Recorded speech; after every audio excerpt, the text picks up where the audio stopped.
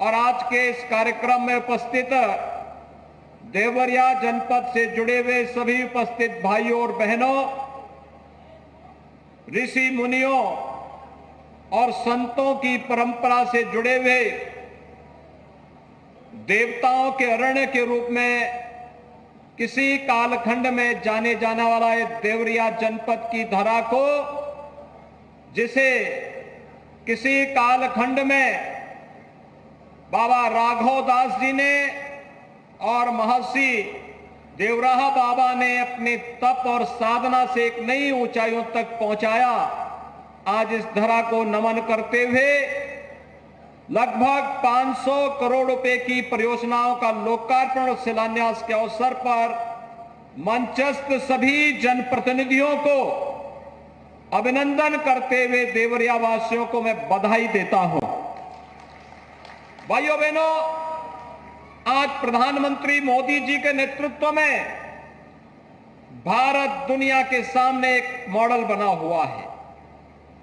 विपरीत परिस्थितियों में कैसे कार्य किया जाता है, आज भारत को एक आदर्श के रूप में देखा जाता है और भारत के अंदर सुशासन का जो मॉडल है, आज उसी तर्ज पर उत्तर प्रदेश ने भी कार्य करना प्रारंभ किया है।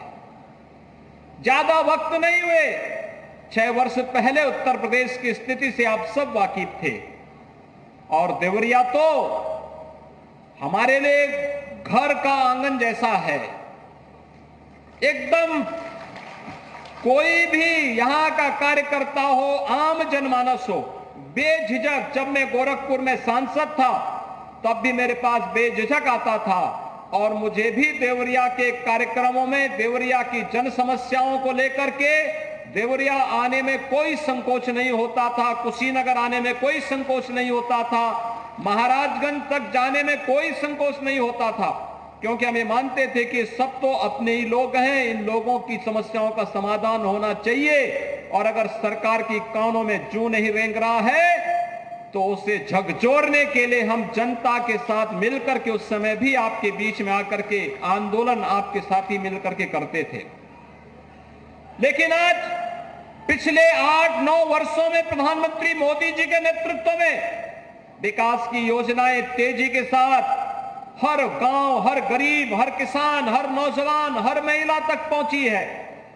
तो विकास की उन्हीं योजनाओं को पिछले 6 वर्ष के अंदर डबल इंजन की सरकार ने देवरिया जनपद तक भी पहुंचाया। भाइयों बहनों, कोई सोचता था कि सलेमपुर में पुल बनेगा, कोई सोचता था कि देवरिया में मेडिकल कॉलेज का निर्माण होगा, कोई सोचता था कि गांव-गांव में जो बन रहे हैं ये पीएससी हैं, सीएससी हैं, इसका समाधान होगा, और कोई सोचता था कि आईटीआई, इंटर कॉलेज और डिग्री कॉलेज बन पाएंगे। आज तो हमारी सरकार ने यह भी तय किया है हर गांव में खेल का मैदान भी होगा, हर ब्लॉक स्तर पर मिनी स्टेडियम और हर जनपद में एक स्टेडियम के निर्माण का कार्य राज्य सरकार करवाएगी। निजी खेल अकादमियों को बढ़ावा देंगे। 2 करोड़ युवाओं को टैबलेट और स्मार्टफोन देने का कार्य भी आपने देखा होगा। 2 बेटियों को हमने इसी मंच पर टैबलेट देने का काम किया है। तकनीकी दृष्टि से उत्तर प्रदेश के युवाओं को आज हम लोग टैबलेट और स्मार्टफोन दे रहे हैं, उसे सक्षम बनाने के लिए हम टैबलेट और स्मार्टफोन दे रहे हैं। और अभी आपने देखा होगा 35 लाख करोड़ रुपए के निवेश की परियोजनाएं उत्तर प्रदेश के अंदर आ रही हैं। अगले 2 से 3 वर्ष के अंदर 1 करोड़ नौजवानों के लिए नौकरी की सुविधा हम लेकर के आने जा रहे हैं। उस नौजवान को तकनीकी दृष्टि से सक्षम बनाने के लिए, उसके स्किल मैपिंग के लिए, स्किल डेवलपमेंट के लिए ITI, polytechnic, engineering colleges, nursing colleges का एक लंबा जाल बिछाया जा रहा है और साथ साथ निवेश की प्रक्रिया को भी आगे बढ़ाने का कार्य हो रहा है। भाइयों बहनों, कभी वास्तव में यह क्षेत्र मलेरिया के लिए जाना जाता था। मलेरिया से मुक्ति मिली तो इंसेफ्लाइटिस ने अपना कहर ढाना प्रारंभ किया, लेकिन हम लोगों ने कोरोना को भी नियंत्रित किया और आज मैं कह सकता हूं कि हमारा देवरिया हो या कुशीनगर या महाराजगंज, आज इंसेफ्लाइटिस यहां दूर दूर तक नहीं आ सकता। यहां का मासूम भी जीने का पूरा अधिकार रखता था। पिछली सरकारों ने जो जाति के नाम पर आपको बांटते थे, इन लोगों ने यहां के मासूम बच्चों के जीने का अधिकार इंसेफ्लाइटिस की बीमारी के नाम पर लेने का कार्य किया। लेकिन आज डबल इंजन की सरकार आपको यह कहने के लिए आई है कि हर व्यक्ति को जीने का अधिकार है और सरकार की ये ड्यूटी है उस तक शासन की योजनाओं का लाभ पहुंचाएं। हर गरीब को बिना भेदभाव के मकान मिल रहा है, गांव हो या शहर। अब तक हम 54 लाख परिवारों को एक एक आवास दे चुके हैं। 54 लाख परिवारों को। भाइयों बहनों, ये 2017 के पहले क्यों नहीं मिलता था? 2 करोड़ 61 लाख गरीबों को एक एक शौचालय दे चुके हैं। 1 करोड़ 55 लाख गरीबों को फ्री में बिजली का कनेक्शन दे चुके हैं। 1 करोड़ 75 लाख गरीबों को फ्री में उज्ज्वला योजना के कनेक्शन उपलब्ध करवा चुके हैं।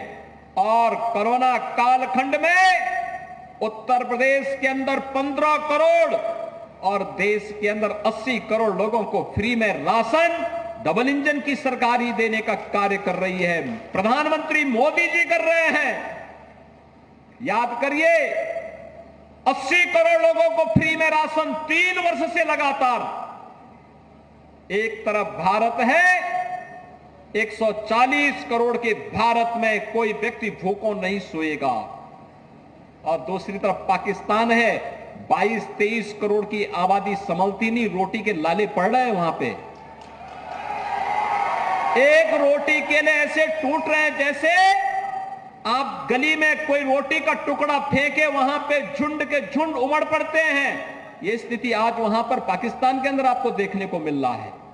भाइयों बहनों, सुशासन का क्या मॉडल है, ये मोदी मॉडल आज देश के अंदर देखने को मिल रहा है, दुनिया के अंदर देखने को मिल रहा है। और इसीलिए मैं आपसे कहने के लिए आया हूं, अभी तो ये शुरुआत है। इस प्रक्रिया को आगे बढ़ाने के लिए हम लोग आज आए हैं आपके पास। यहां पे जिला चिकित्सालय की बात अभी साई जी ने की, इससे पहले यहां पर सलभमणि जी ने अपनी बात कही, इससे पहले रविंद्र कुशवाहा जी ने और डॉक्टर रघुपत राम त्रिपाठी जी ने अपनी बात कही। देवरिया का फ्लाईओवर भी बनना है। भी रेलवे के जाम की समस्या का समाधान हमेशा के लिए होगा और राज्य सरकार इसके लिए पूरा पैसा देना चाहती है। और यही नहीं, जो यहां की पहचान थी, हमने सुप्रीम कोर्ट में एक एप्लीकेशन लगवाने का काम किया है कि बेतालपुर चीनी मिल के पूरे उसको हमें सौंप दिया जाए। अब केवल चीनी मिल ही नहीं लगेगी, चीनी मिल भी लगेगी, डिस्टिलरी भी लगेगी, कोजन प्लांट भी लगेगा, इथेनॉल प्लांट भी लगेगा और साथ साथ वहां पर एक शुगर कॉम्प्लेक्स बना करके एक साथ हजारों नौजवानों के लिए नौकरी की सुविधा भी वहां देंगे। ट्रेनिंग सेंटर भी देंगे। जैसे ही परमिशन मिलेगी हम लोग तैयार बैठे हैं, पैसा लेकर के बैठे हैं। जैसे परमिशन मिलेगी हम लोग इस कार्य को यहां प्रारंभ करवा देंगे।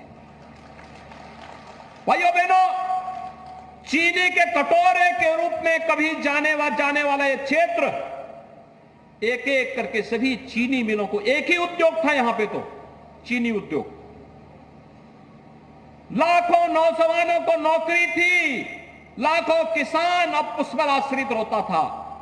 लेकिन पिछली सरकारों ने चीनी मिलें बंद कर दी, एक एक करके बेचते गए, औने पौने दाम पे बेचते गए। जितनी जमीनें इन चीनी मिलों के पास थी, अगर उस जमीन की ही अगर कीमत आप लगाएं तो भाइयों बहनों, जितने में 22 चीनी मिलें इन्होंने बेची थी, अकेले एक चीनी मिल की जमीन की कीमत उससे ज्यादा थी। लेकिन औने पौने दाम पर एक चीनी मिल एक सरकार ने 4 करोड़ में बेची थी, पूरी जमीन समेत। जबकि केवल स्क्रैप ही उस चीनी मिल का बिकता तो उस समय उस स्क्रैप का ही कीमत 25 से 30 करोड़ था और जमीन की कीमत उस समय 150 करोड़ थी। लेकिन डकैती डालने का क्या तरीका होता था, यह पिछली सरकारों में होता था। हमने फिर से चीनी मिलों को चलाने का एक संकल्प लिया है। आज उत्तर प्रदेश कोरोना कालखंड में भी अपनी चीनी मिलों को चलाया है।